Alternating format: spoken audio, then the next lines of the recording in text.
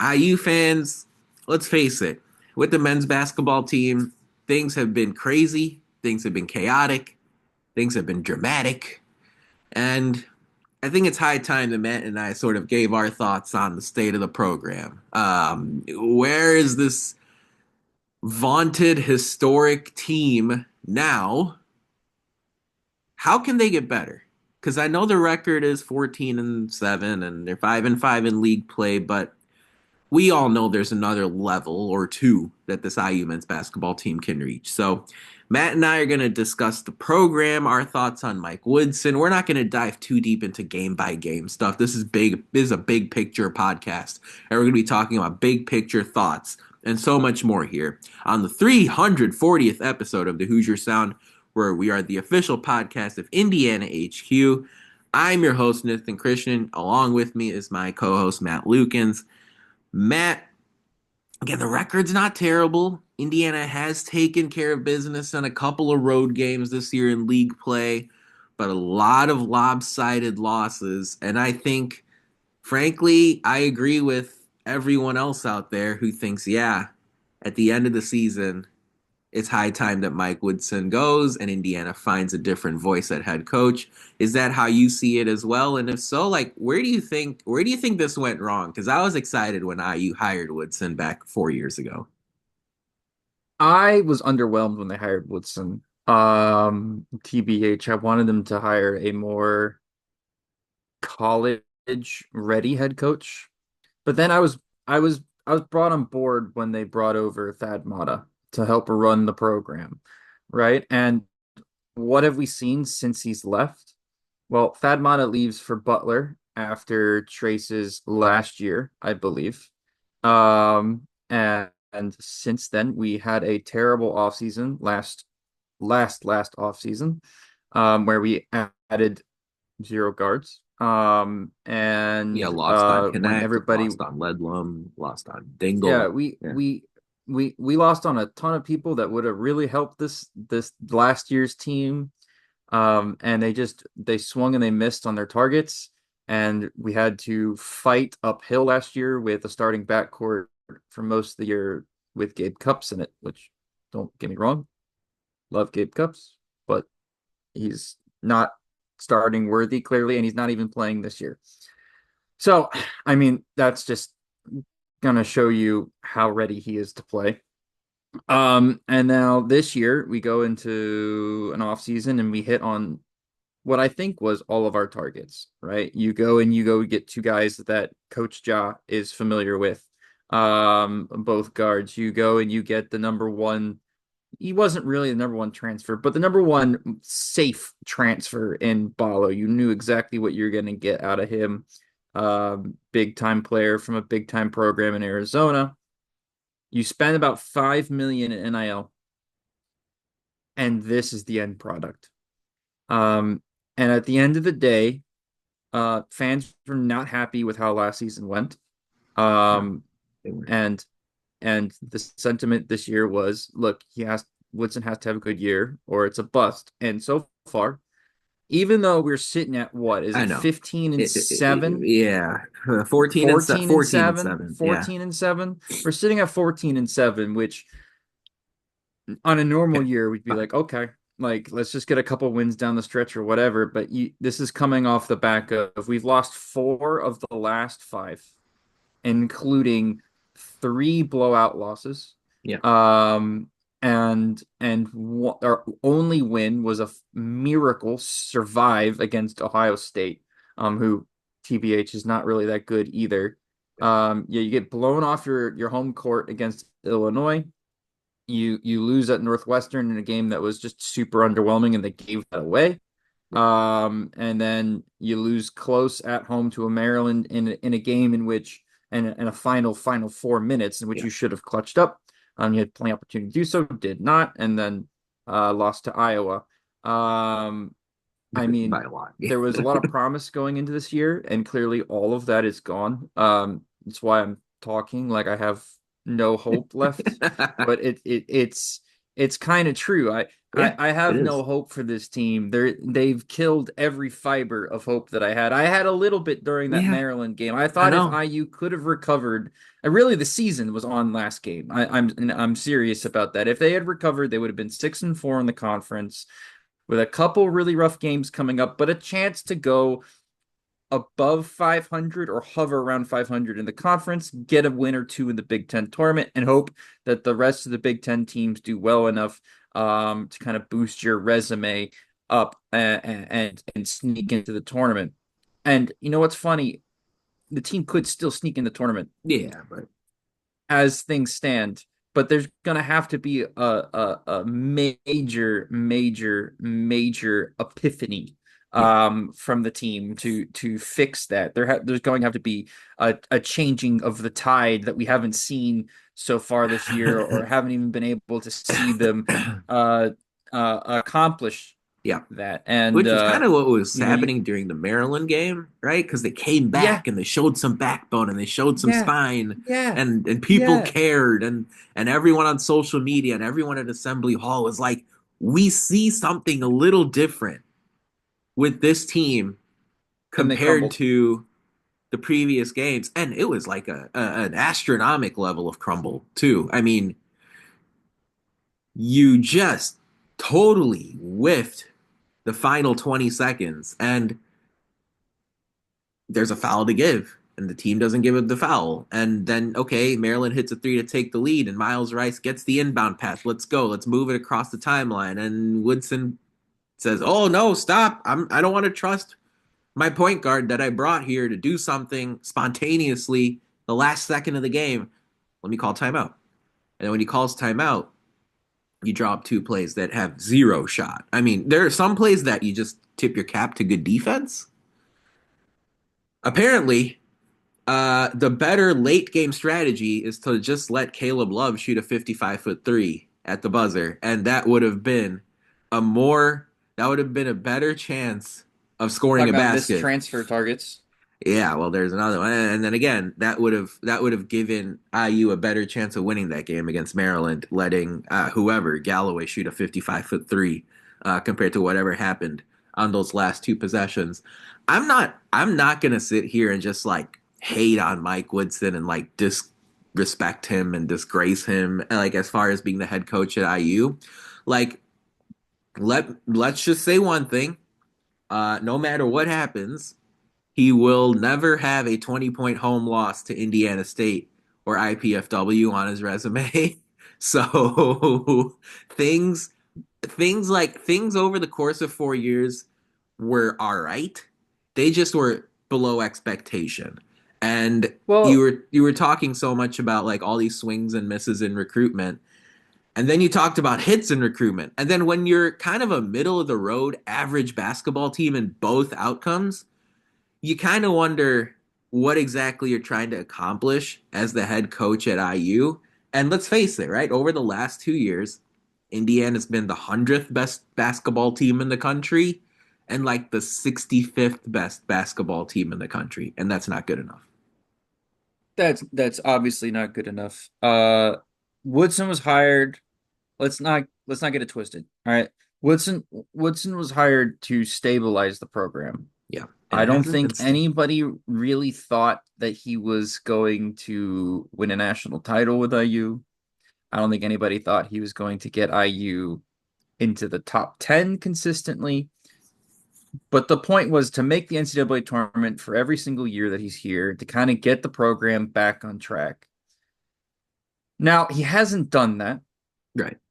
but a lot of other factors have put the program in a pretty decent spot, to be honest. I mean, it's weird saying that given It's, how the results on the court are going, yeah. but it's the off the court stuff that has really propelled this program into a spot that, It if should be we're being easy to honest, is a compete. little bit unprecedented Yeah. since Knight has retired. Yeah. Well, actually, since we fired Kelvin Sampson, Hmm. that is where it's at. Hmm. Because back, all right, let's take a trip back in time. Knight retires. Well, Knight gets forced out, right? Knight leaves, not retires. Knight leaves, right? Yeah. Knight is forced out. The Fine. players refused to let anybody else coach the team but Coach Davis, right? Yep. Okay, that's fine. The players at that point have the power. You need to have some players in the program. You can't. You got to have some sort of goodwill. I mean, the fans didn't really want Knight to leave. Then you definitely don't want the players to leave. If Davis comes in, you get a Final Four, you get a championship game berth, and then it falls off the map. Right? Okay, cool. That was at that point, IU's job was among the 5 or 6 best jobs in college basketball. So you go and get one of the 5 or 6 best young coaches in college basketball. You go and get Kelvin Sampson. He comes in. To be honest, he did a great job, other than the NCAA violations. Um, The and cheating. the Other program than the the cheating. program is in a point where they can't handle the NCAA being on their back again after what happened with Knight, right? So that you have to fire him. All right. I'm sure a lot of you are like, dude, you're telling me what I already know. I'm saying from that point in which we fired Kelvin Sampson, we self-imposed the scholarship regulations and all the stuff around the program that we did to avoid a significant NCAA penalty. Since that point, the job has not been in the top 10 as far as jobs goes. It might have been 15, it might have been 12, but it hasn't been inside the top 10 jobs where Yeah. you can go and anybody can win here. Yeah. Whether it was the local programs like Michigan State having a better time, Purdue's been having a better time of it. The Big Ten hasn't really won Yep. recently. So you're kind of in a crappy conference and you lose the Kentucky series, right? Right. Right. So the job hasn't really been in the spot. The Kentucky series is back. All right. Yep. We're playing Kentucky next year, I think I so. I'll believe. double check, but yeah, that sounds Double right. check either next year or in 2 years. We're playing Kentucky again. We've been invited to go to the Bahamas, and we've in the past gone to Maui. So there's opportunities to do in-season tournaments. And the most important part is the NIL part. IU, I believe, had the biggest off-season spend in NIL by far in college basketball. I might be wrong on that, but it's at least top 5. Gotta be there. And that's a fact. I think it's number one as far as net spend on NIL this offseason goes to get players in.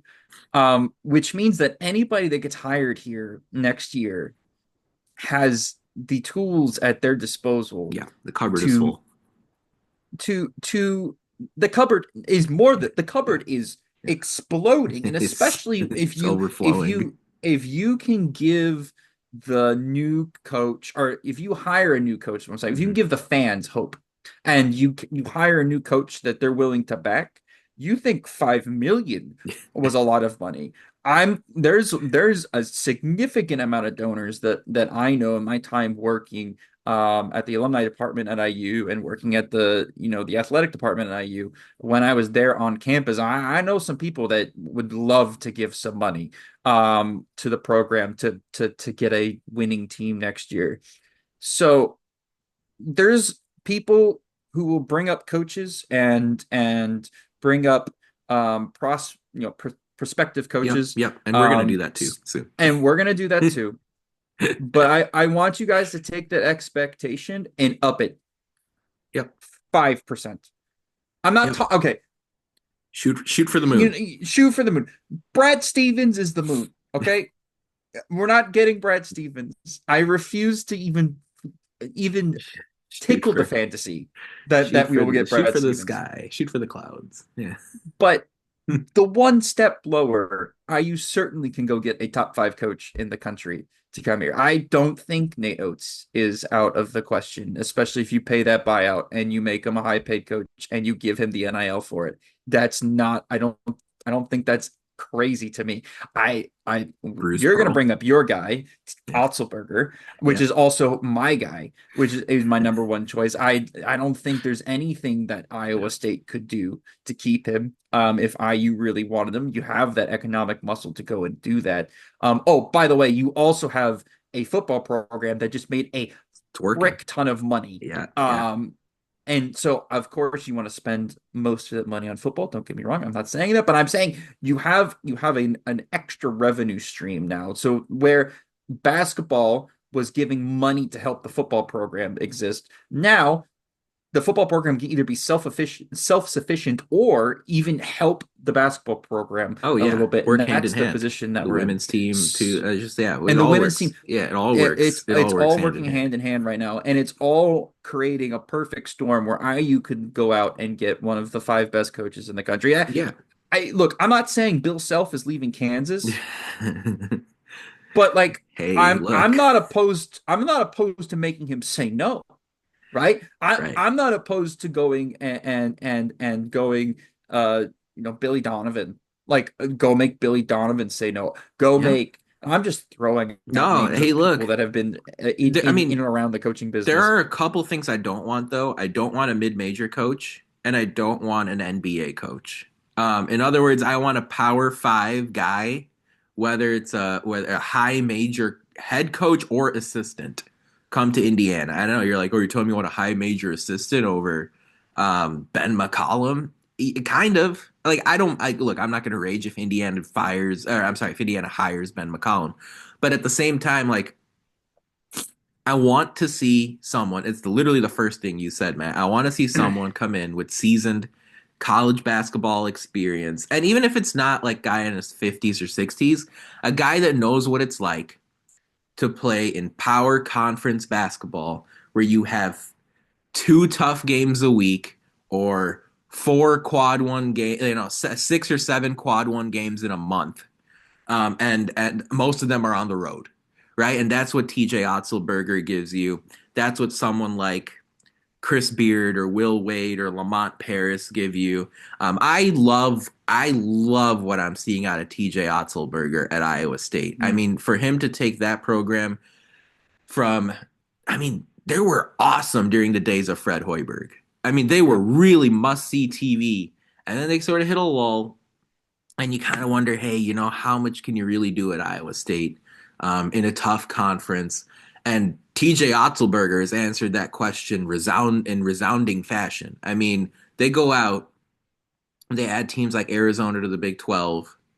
Um, Houston. Houston is an amazing program added to the league.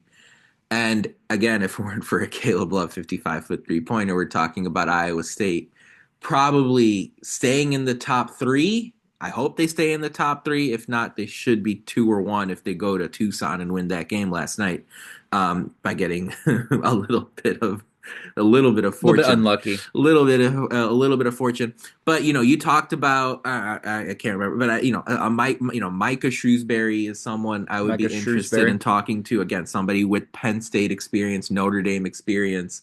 I would be very, very willing to have a conversation with him.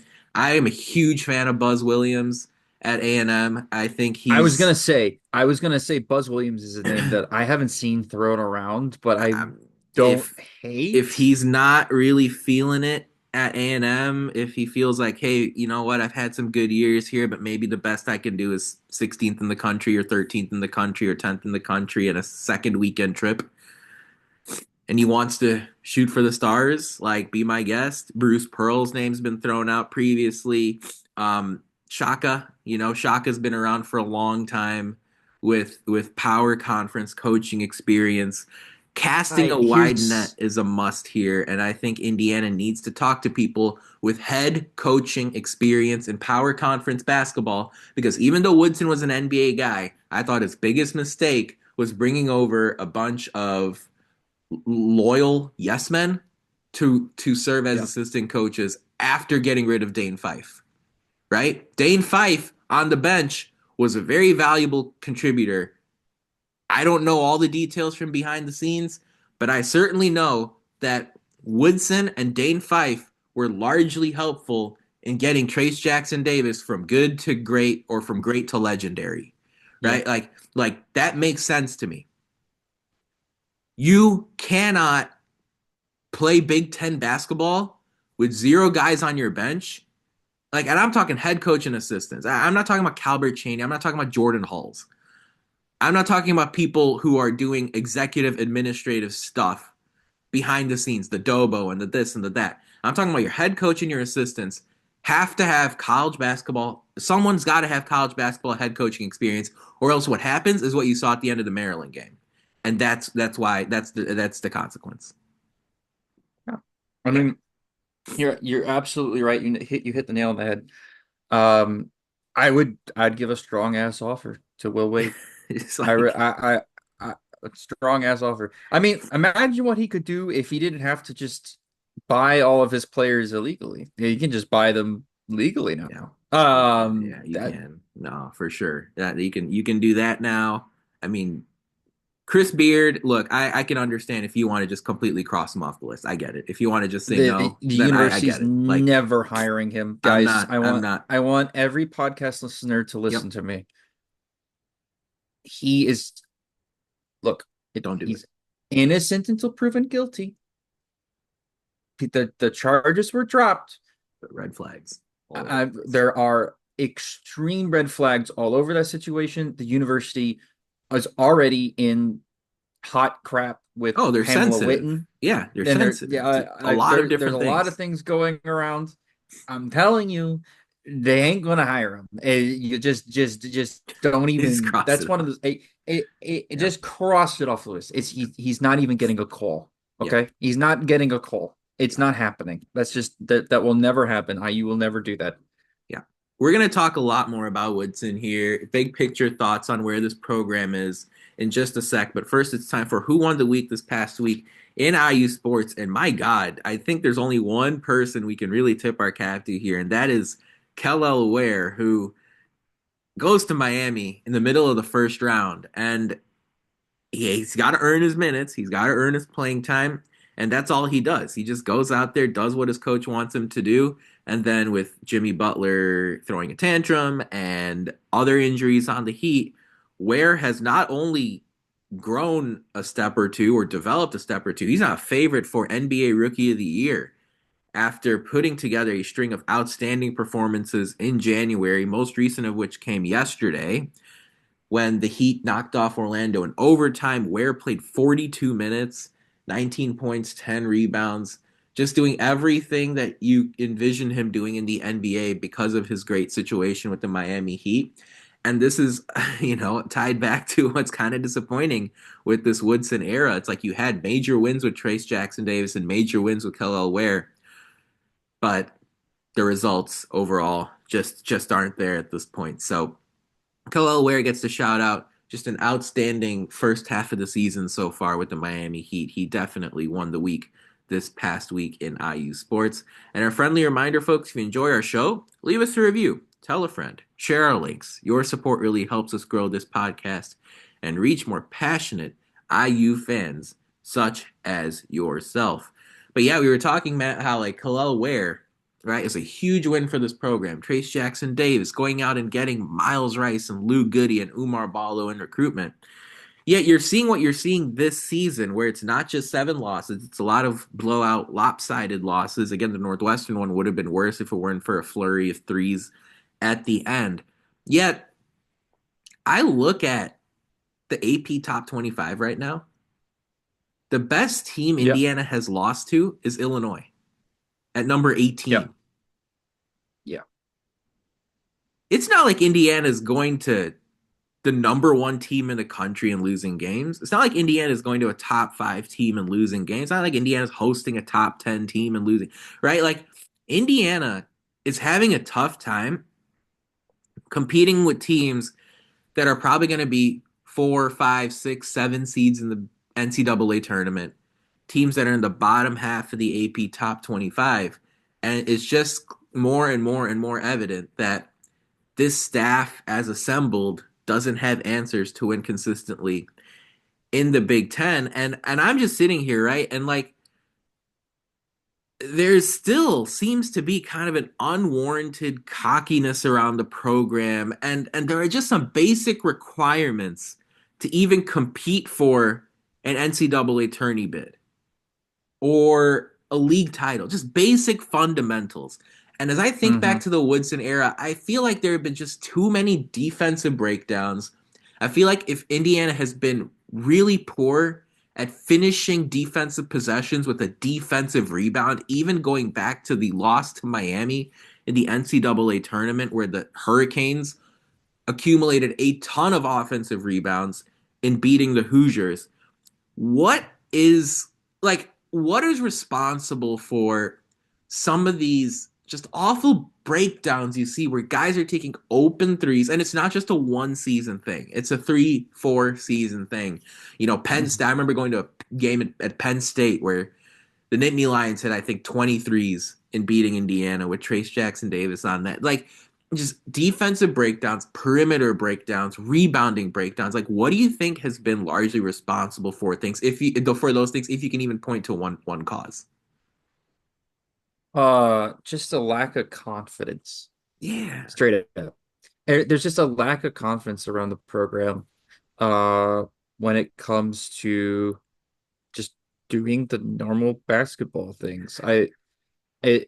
It's almost like voodoo, like watching them run around and just watch them forget the most basic stuff. a little And like bit. I don't know if it's they're not working hard, or I don't know if it's like a nerves thing. I don't Like know if it's mentality, nerves because as a preparation. mentality preparation thing. I don't know. I'm not behind the scenes. What would you want to see a new coach come in here and do differently? I guess that's kind of where I was going Give to the players get, right? confidence. Yeah. Give them confidence. Like Whoever that's you hire. Yeah. I beg for somebody to be like Devontae Green. I want somebody to come in here and have the utmost confidence, like too much confidence. And you watch like good teams play basketball. You watch like we just brought it up. Like let's bring up the game that we were both watching last night, and Yep. that's the Iowa State Yep. Arizona game. Like I would love a Caleb. Caleb Love was 1 of 9 from three, or 1 of 10 before He he was hit the gonna half get court shot, he was going and to then get he absolutely took over the roasted. game. Oh my god. He was gonna get roasted had that three at the buzzer not gone in. And then he ends Yeah, up with like 20. yeah, because he's one of those players that plays and he's not afraid of the moment. He's not. You watch Mike Woodson's afraid of the moment. That's somebody's afraid of the moment. You watch the last 40-20 seconds of the Maryland game. You have your star point guard breaking down the defense, running towards the basket, 6 seconds left. Trust your players. Trust your players, man. And you know what? Maybe that's the issue. Maybe the coaching staff doesn't trust their players enough. There And is and some of they're that. There is some of and they're that. in their head. And that's what am I trying to find to say? That's contagious. Right. That mistrust is contagious. 100%. Your coaching staff doesn't believe in the players, then the players start maybe even subconsciously not believing in each other, right? And that just forms this toxic cloud Yeah. around playing. You watch guys go, I know I'm not supposed to shoot this. Freaking shoot it, man. You're open, dude. Like, what are we doing here? You watch guys at the top of the key and they know they're supposed to pass the ball somewhere, but it's that half second of, am I really supposed to do? Well, Is this what we're running? Is this what we're playing? it's And funny then and because then you the watch you the one watch you guy watch the who coaching staff. yeah, Last thing. yeah, You watch the coaching staff put in Mbako and Goody on that last yeah. possession, and they had no idea what was going on or Chaos, what they were doing. confusion, It's chaos. just utter confusion, utter chaos, utter lack of just Just like critical readiness. Yeah, thinking. yeah. It's nuts. Yeah, I know. Because, I actually think the one guy who is willing to sling it is Kanan Carlisle. And it shouldn't be that way, right? You should have Mackenzie Mbako taking 20 shots a game. You should be having Luke Goody firing the basketball up at every opportunity that he has, given his shooting prowess. Umar Ballo, there shouldn't be a half where he doesn't score 10 points. I mean, you should be able to get him a touch. Do the old Tom Crean, Cody Zeller rules. Demand that he gets a touch on every single possession. And it's funny because you talk about trust, and I understand. I love data. I love numbers. I love looking at lineup analyses and plus minus and who's doing this and who's doing that, especially when you adjust for competition and pace and this and that. Like bringing Luke Goody off the bench for the Maryland game was a shocking decision. And I was telling Aunt Wright about this, our friend, over on the spaces that he had during the game, during the second half on Sunday. And I'm just sitting here and I'm like, the common sense thing to do is to reward your incoming transfer who spoke up after the Illinois loss, took the Yeah. podium and spoke up after the Illinois loss, who had an amazing game against Ohio State, helped you win on the road in overtime, hit a big shot at the end, but was very good for the entirety of that game. It's like, keep him in the starting lineup. I'm sorry, I don't have a PhD in basketball. I never played collegiately. Shocker.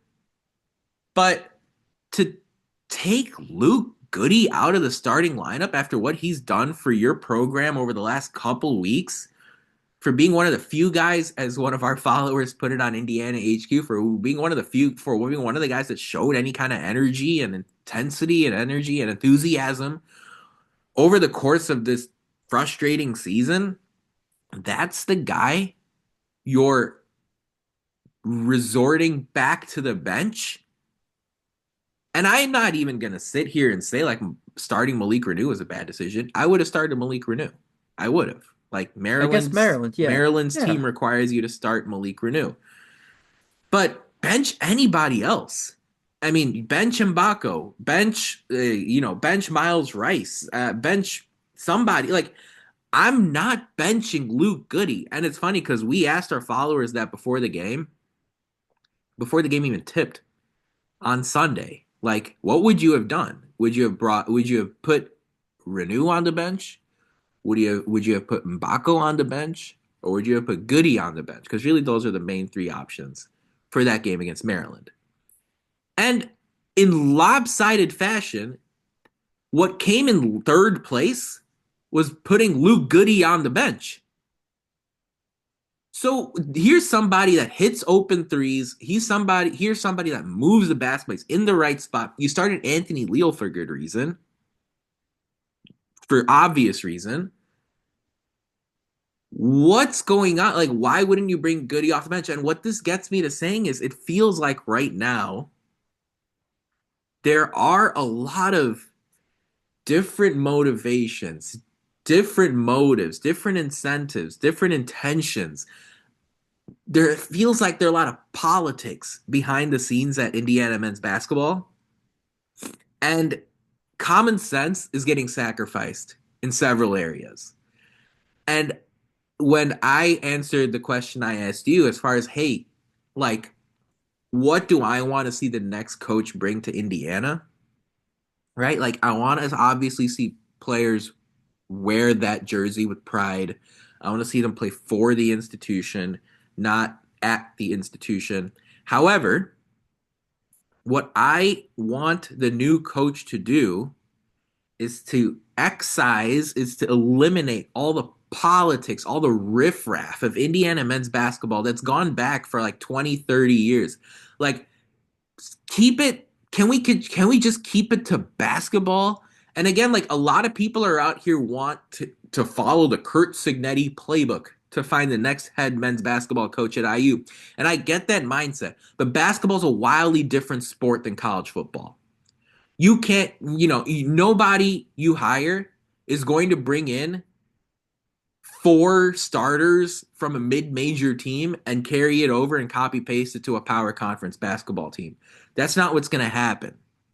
But what Kurt Signetti did best with the IU football program is eliminate the noise from day one. He cut out the noise, he cut out the crap, he cut out the BS, and he kept it to football. We are going to work our tails off relentlessly to put a winning product on the field.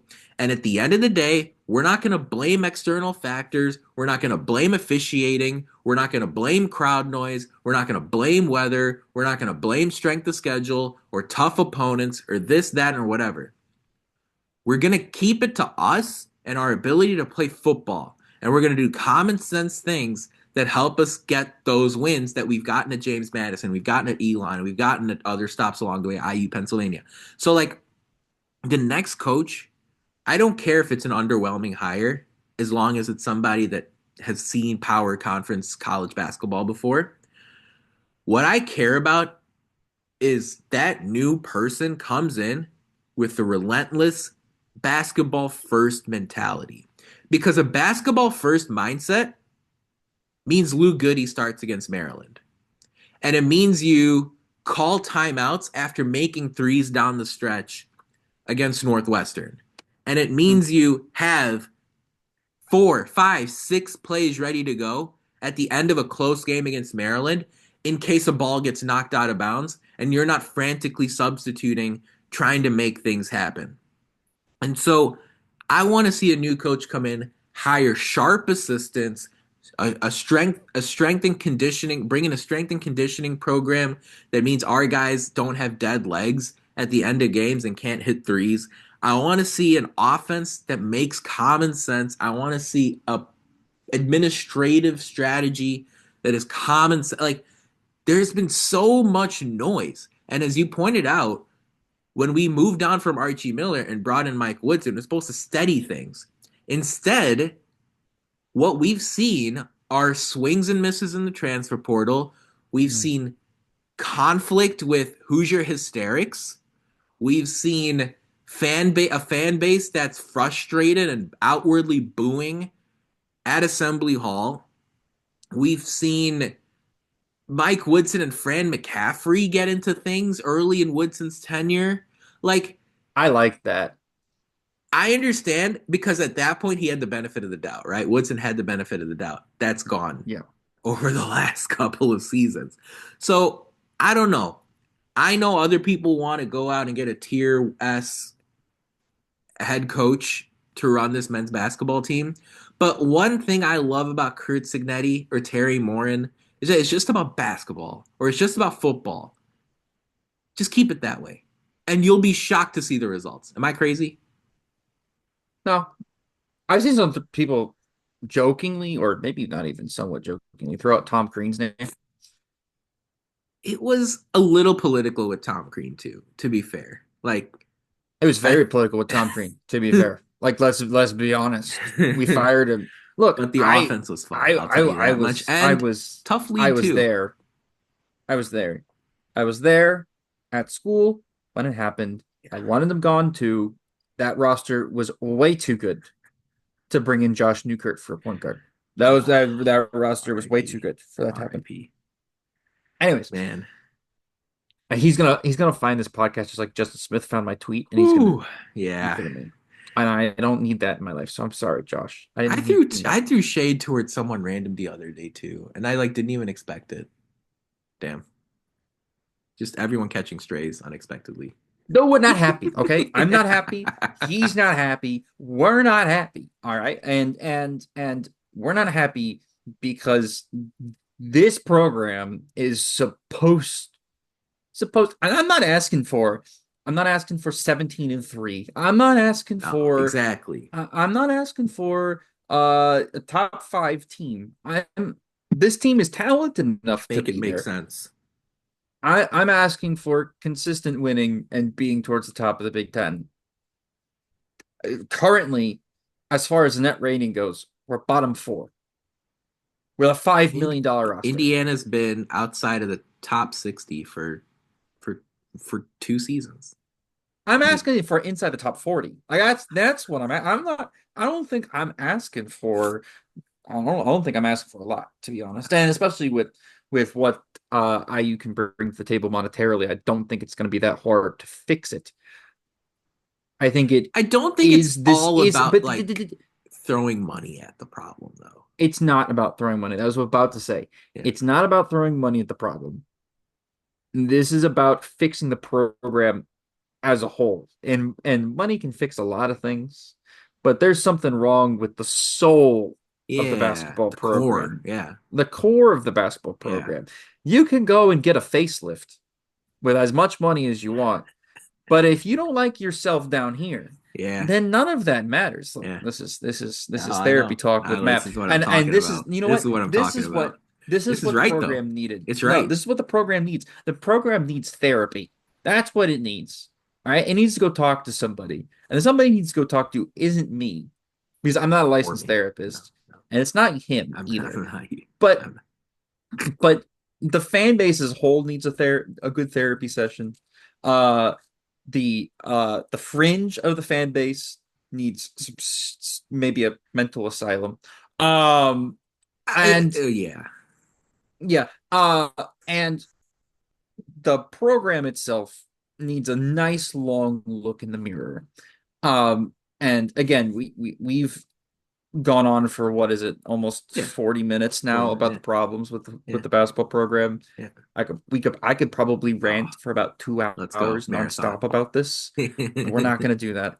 I will say that if we fire no if when we fire Woodson um Or maybe it's like a and polite get rid of him resigning. at the end of the Whatever. season, Yeah. if you just go and you go get the best basketball coach money can buy, but then don't fix the behind the scenes stuff, that guy's gonna I Flounder. can't curse. Yeah. That guy's gonna freaking fail too. Okay? Like Yeah. that guy isn't gonna Oh, last around here all that long. yeah. And that's on Scott Dolson to kind of fix. And I know Quinn Buckner's on the board of trustees, and I'm not going to point. It's getting toxic. All right, Woodson's a legend of the program. Quinn Buckner's a legend of the program. You gotta, and this is going to be Scott Dolson's hardest job, Yeah. but you got to find a way to convince Woodson to kind of step away peacefully, Yeah. Correct. and you got to find a way to tell Quinn Buckner focus on the Pacers job. Right. Like you're gonna have to find a way to tell two of the legends of the program to Yeah. respectfully mind their own business. Yeah. Move Calbert Which, Cheney on up if you can. Find other experienced voices from the IU program that can provide their input. But like, you need some big picture changes at the very, very, very top yeah, yeah. while I keeping while think. keeping Dolson. By the way, I'd like to point this out there. And I'm just gonna throw this into the abyss. There's a lot of very smart basketball people that surround this basketball program. All right. And there's a lot of very, very, very smart basketball people that have been through the basketball program and in work at many different levels and many different facets around the game of basketball. When you look around college basketball and you look around college football with the portal and NIL, most teams or a lot of high level teams have been hiring GMs for their program. Yep. I think one fix for this program would be to go and find a guy that has some GM level experience that's an IU grad. I'm not going to throw any names out there because I don't have any off the top of my head that I can give you, but I know there's Lawrence got Frank, NBA guy. Lawrence Frank. That's a name. Yeah. We're not saying hire him. I'm just that's a name, It's a right? name. Yeah. So you throw there's some names, there's some people involved, maybe even Mark Cuban knows a guy or two that have the ability to be that middleman between the head coach, the players and NIL collectives and the coach and the administration, right? Micah Nori was the Timberwolves assistant coach who took over after Chris Finch hurt his Yeah. leg in the playoffs last year. Perhaps that's something he would want to get involved in. But I know Nori also has some IU baseball background, so that might be a little bit different. But I, yeah, like I'm just saying there's going to be some people you got to get somebody involved, or maybe if it's multiple people, it's a staff involved common sense, to man. build the program the right way and not Yeah, have a czar. at the top of the program. There's got to be But I a don't even know if like collection of people I don't know if working that's even together. what's going on. It feels like right now there are a lot of cooks in the kitchen because that's the only thing that can explain like Luke Goody not starting. Or for example, it's the only thing that can explain Bryson Tucker not playing at all I against think that's something wrong with the staff. Maryland. It could be. You might be right. You might be right. I think that's a staff issue, and I'm saying you got to have somebody to hold them accountable. Well, that's definitely lacking. Accountability at the top is not there right now, especially when the head coach continues to say that, the players weren't in the right spot and the players can execute late plays out of Scott bounds. Dolson Um, Scott Dolson's job is not to babysit the basketball program. yes, you're right. This program needs a babysitter, is what I'm saying. It does. Yeah. And a Yes. GM or somebody that's we had a head of basketball operations, right, with Thad Matta. Somebody of that Green. Bring, somebody somebody do that that job. that yeah, somebody of that ilk, somebody that can fill a position similar to that is kind of what this program needs on top of another head coach and a whole Well, new staff. and what's fascinating is, that's absolutely right. And like the one thing I will say is that this program's greatest weapon by far, and it's not even close, is its fan base. And when you lose the fans by calling a fraction of them fake or not real or whatever, you've immediately dug your own grave.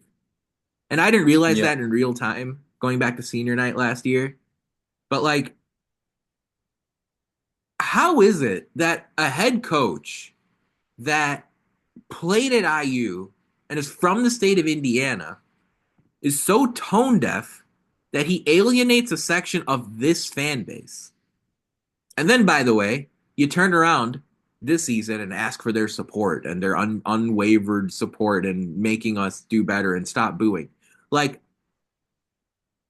you have to weaponize this fan base like Purdue weaponizes Mackey Arena, or like Duke weaponizes Cameron Indoor Stadium, or Kansas does the same for Allen Fieldhouse. I mean, that's how Assembly Hall rolls when the team is good and things are on the same page. Go back and watch games before Kelvin Sampson got suspended, or in the peak of the Tom Crean era, or when Archie Miller had a couple of nice wins early in his time at IU, including that Marquette game in the non-conference. I mean, the fan base is invaluable to this program. You even saw Yeah. on Sunday, in the midst of this crap, the fan base starts roaring at Assembly Hall and starts getting Hmm. behind this team and starts fueling this 13-point swing from going down 10 to up 3. In fact, they went up 5, 15-point swing. And they're cheering and they're booing like it's a game show at the end of the game to make sure Woodson makes the right substitutions. No one does that in college basketball. No one. And so to throw a section of this fan base under the bus, like, let's be real, Matt. The haters, the Woodson haters, they were right. They got it right. And I didn't want to believe them. I didn't want to believe the people that wanted to let Mike Woodson figure things out. I believed in Mike Woodson as a head coach. But so many issues with Woodson and the staff go beyond the game. It's the noise. It's the senior day speeches. It's the conflict with Hoosier hysterics. It's the picking fights with coaches and not starting the right guys. That's why Indiana needs a new voice. And so Matt and I talked about some guys that we think can take over this job. We'll wrap up with some final thoughts here in just a moment. But first, quickly, a social media shout out. Again, a reminder, folks, and find us on social media all over the place. We're on Twitter, Facebook, Instagram, and you had no on Twitter, Facebook, and YouTube at Indiana HQ and at the Hoosier Sound on Instagram. Matt, we're not Indiana HQ, but what are we? Indiana.hq. That's right. You can find us there. Again, if you enjoy what you're hearing, leave us a review, tell a friend, share our links, like, retweet, share our stuff. That's really how we grow over 10,000 followers on Twitter. Make sure you join if you have not already. Um, Lots to think about there, Matt. Lots to discuss. Just overall, this season, the Big Ten, it's been a wild ride. A lot of close games. Michigan State's undefeated. Purdue rams through Michigan back on Friday. Wisconsin's having a great season. Illinois, Oregon in the top 25. The bottom of the league is very good. Just opening the floor to you as far as the league. Any thoughts from your end on how conference play has gone? What has stood out to you? Because these are the conversations I'm sure Scott Dolson is having as he's trying to think of, hey, who's in? How do we turn things around? Yeah. I mean, what was the question again? My brain's not Just working. the league, right? Thoughts on the league, Big Ten, how things are Big going, Ten, right? Big Ten, Big Ten, Big Ten. Michigan State in front, but the bottom of the league is really good. I mean, what are your thoughts as you've seen Big Ten play now for a full month of January, basically? Well, I mean, there's not one great team. I don't think. I think Michigan State is very good.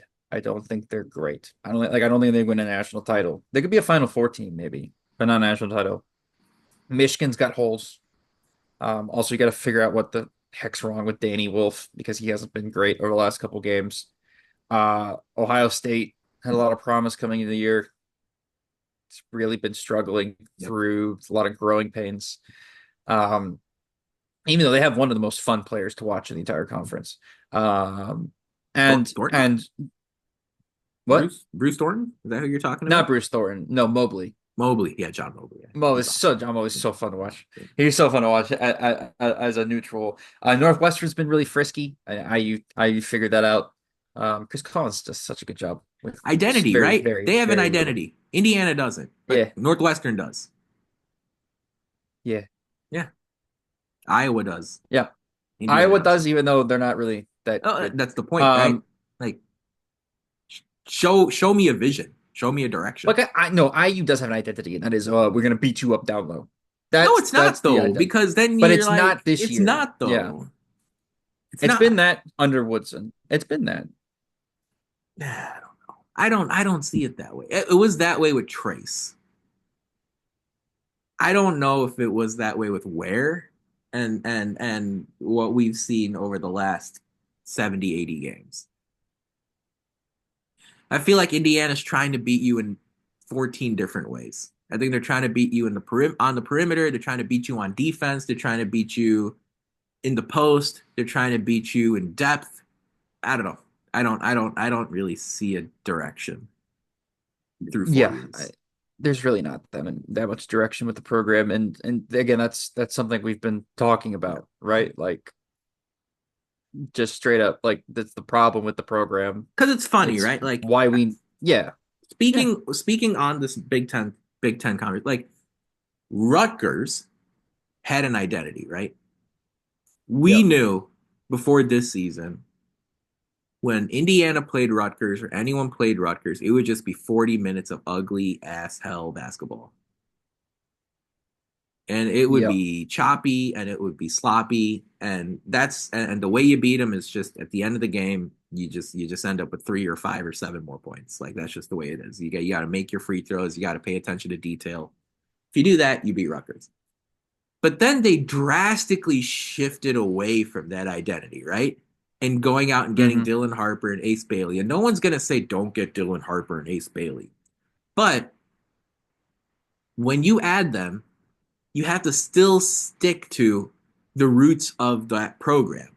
And this year, funny enough, like you add 2 star top 5 NBA draft picks, but yep, the identity of Rutgers seems to have sort of floated away off into the distance. And so it's a tough choice. It's a tough decision, right? Like I want to go out and I want to capitalize on my success and I want to go in and recruit the best players, but it has to mesh with the identity. And if we sacrifice a little of our identity, how much does that hurt? We sacrifice a lot of our identity. How much does that hurt? And that's where I don't know. Like Rutgers, for example, I think they kind of strayed away from things a little bit. To be fair, Northwestern and Iowa have kept their their OG styles to themselves, and they're all right. They're okay. No one's gonna throw hmm a parade for him. But the bottom of the no, league is so good, Matt. I mean, that's my main thing. Like There are going to be three teams that missed the Big Ten tournament that are good. That Yeah. are I think going to be in like the NIT conversation, even if they miss the Big Ten tournament as the 16th, 17th, and 18th place teams in the conference. Yes. And it's That's true. unreal. It's unreal because like I was watching the Wisconsin UCLA game. I think it was last week. And the UCLA player they were interviewing at the end, it may have been Sebastian Mack. I'm not 100% sure. The UCLA player they were interviewing at the end was talking about how now in the Big Ten, relative to the Pac 12, you don't have like a get right game. You don't have a game where you can experiment on some things. You have to go full throttle twice a week to make sure you put yourself in the best chance to win two games each week. Right. And so, you know, for Indiana, you're sitting here and you're saying, well, oh man, I wish we could play the equivalent of South Carolina this week. Or Mm-hmm. I wish we could play the equivalent of Boston College or Miami this week. You can't. Right. I wish we could play DePaul or Seton Hall this week. You can't. You just get quad one after quad one after quad one after quad one, even if it's facing one of the lower ranked teams. I mean, Oregon goes to Minnesota and loses, and it really wasn't close. I mean, that's kind of how it works in this league, Matt. And the bottom Right. of it is so deep and it's so tough. And I don't know. I just think like all these Big Ten teams are going to be so worn out by the time the tournament starts. I don't know. I think By the even way, if like I just don't know how the Big Ten is going to fare in March Madness, but I think they're going to be so tired. if y'all have seen me super distracted for like the last 7 minutes, that is because it just ticked Chinese New Year over here. And it's Ah, tradition to send people money wow. on New Year's. So I've just been sending a bunch of my coworkers money. That's what I've been doing for like the last 7 minutes. Amazing. Yeah, and all I can hear, by the way, I don't know if you guys can hear it on the microphone, No, no, but it's there not is coming. approximately 1 billion fireworks going off outside right now. Yeah. So I'm glad that's not making it over to the podcast. But yeah, happy Chinese New Year, Yeah, everybody. happy Chinese New Year. This podcast is educational and informative as much as it's about basketball. That's what I've learned here. Any final thoughts, Matt? Indiana obviously 14 and 7, 5 and 5. They're on the bubble, but I think you and I sort of discussed big picture. You know, big picture means a lot right now. And I think you and I kind of both see where things are headed. Any final thoughts as we wrap up here on this Tuesday? Yeah, I got a couple final thoughts. First, one, Khalil is my Beast. GOAT. Number two, um, basketball program wise, is the final thing I say on basketball. You need a new head coach.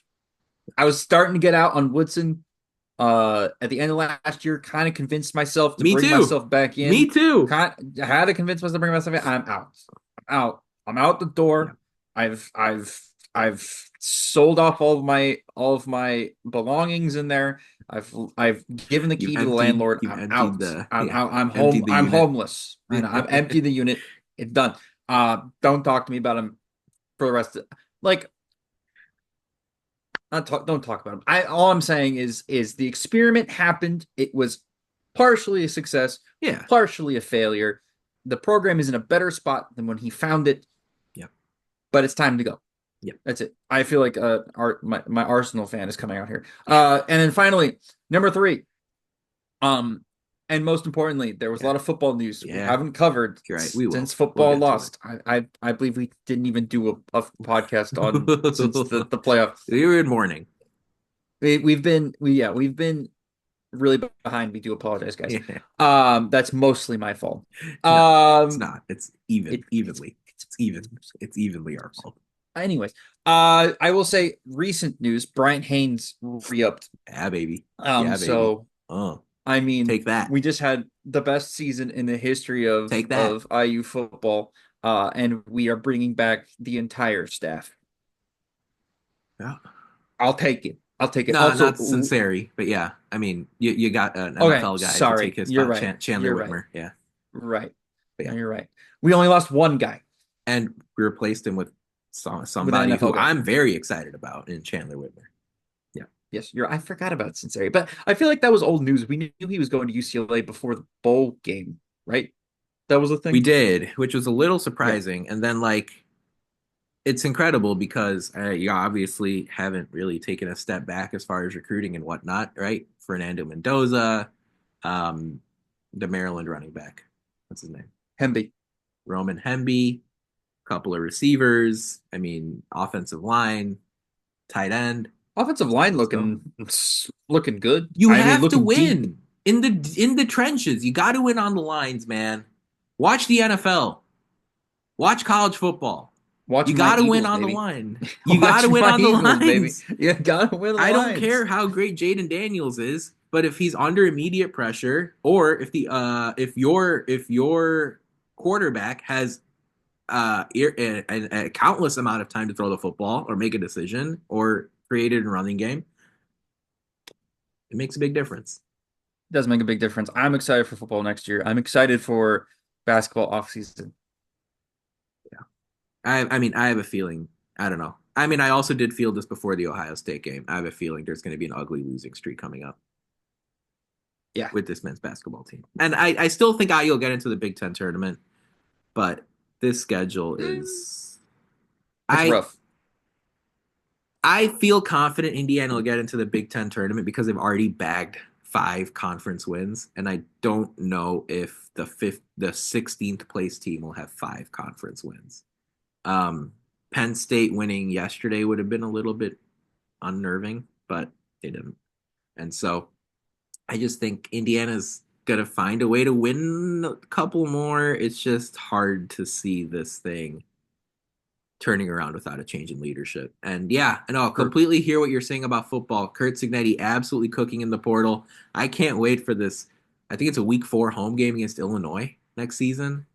I mean, that's going to be absolute scenes in Bloomington, and Illinois is going to be damn good this upcoming year. So I think a lot of people are talking about a top 25 matchup, if not a top more than that matchup, 20, yep. 15. I will say though, like football wise, I will not tolerate IU football getting disrespected in the preseason because all I heard last year was the starting point was too low. The starting point was too low. The starting point was too low, which is why Indiana had to win 11 games to get in. Hmm. Don't make the starting point for this juggernaut program too low. I'm not saying it's got to be one. All I'm saying is if Indiana doesn't start in the preseason top 25, I'm gonna roll out all the conspiracies. I'm gonna riot as well. If Indiana doesn't start in the preseason top 25, everyone who's responsible for voting in that poll should get canceled. If Every one of them. If Illinois is top 10 and IU is not top 25, I And don't I know what understand to a do. lot of damage was done as far as trusting IU football over the years. But but don't let that take away from what this team and this head A coach lot of damage. A have, lot of damage. have put on the field. All right. Yes. In 2021, did you rank Indiana preseason top 25 only for IE to go 3-9 or 2-10? Yes, you did. But don't let that influence this season, upcoming season's preseason top 25. And Nathan, why does the preseason stuff matter? Because it gives you more of a margin for error if you do lose to Illinois and Penn State or Oregon and Penn State, both on the road. And so now all of a sudden, uh, don't start Indiana 40th because IU's non-conference is also quite awful. So don't start Indiana 40th. Start him in the preseason top 25, and we'll all be very happy. But folks, that about wraps it up for our 340th episode of the Hoosier Sound. Thank you so much for joining us. We really appreciate your support. To hear more fantastic episodes like the one you heard today, be sure to follow us at Indiana HQ and at the Hoosier Sound to make sure you don't miss any in the future. You can also go to our website, indianahq.com, to find it all in one place. But as always, thank you for listening, Hoosier Nation, and we will see you next time. Peace and love. Go Hoosiers.